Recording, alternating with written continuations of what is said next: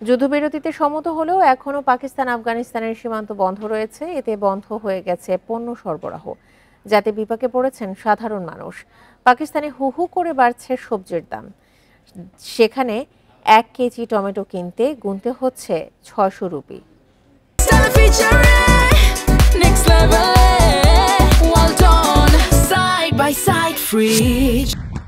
চলতি মাসের শুরুতে আকস্মিকভাবে সংঘাতে জড়ায় আফগানিস্তান ও পাকিস্তান। 4 দিন ধরে চলা সংঘাতে আফগান বাহিনীর প্রায় 200 সদস্য এবং পাকিস্তানের 23 সেনা নিহত হন। ক্ষতিগ্রস্ত হয় বেশ কিছু স্থাপনা। সংঘাতের জেরে উত্তর পশ্চিমের তোরখাম এবং দক্ষিণ পশ্চিমের চমন সীমান্ত ক্রসিং বন্ধ করে দেয় পাকিস্তান। খাইবার পাখতুনখাওয়া ও বেলুচিস্তান প্রদেশের একাধিক সীমান্ত ক্রসিংয়ের মধ্যে সবচেয়ে গুরুত্বপূর্ণ তোরখাম। এই পথেই সাধারণ সময়ে প্রতিদিন শত শত ট্রাকে তাজা ফল, শাকসবজি, খনিজ পদার্থ, ওষুধ, গম, চাল, চিনি, মাংস ও দুগ্ধজাত পণ্য দুই দেশে আদান প্রদান হয়। পাকিস্তানের প্রধান সীমান্ত ক্রসিংগুলোর বন্ধ হওয়ায় স্থবির হয়ে পড়েছে বাণিজ্য ও যান চলাচল। এতে বিপাকে পড়েছেন সাধারণ মানুষ। পাকিস্তানে হু হু করে বাড়ছে সবজির দাম। বাজারের দিকে তাকিয়ে দেখেন, এখানে কোনো পণ্য নেই। সীমান্তে বেশিরভাগ পণ্য ক্ষতিগ্রস্ত হয়েছে। সীমান্তে অনেক যানবাহন আটকা পড়েছে। ব্যবসায়ীরা সর্বনাশের মুখে পড়েছে।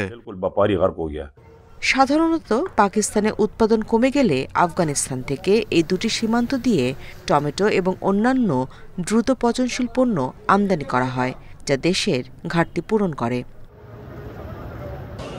আফগানিস্তান থেকে প্রতিদিন প্রায় 80 থেকে 120 ট্রাক টমেটো আমদানি করত পাকিস্তান। সরকারি হিসেব বলছে, সীমান্ত বন্ধ থাকায় সম্প্রতি টমেটোর দাম 400% বেশি বেড়ে গেছে।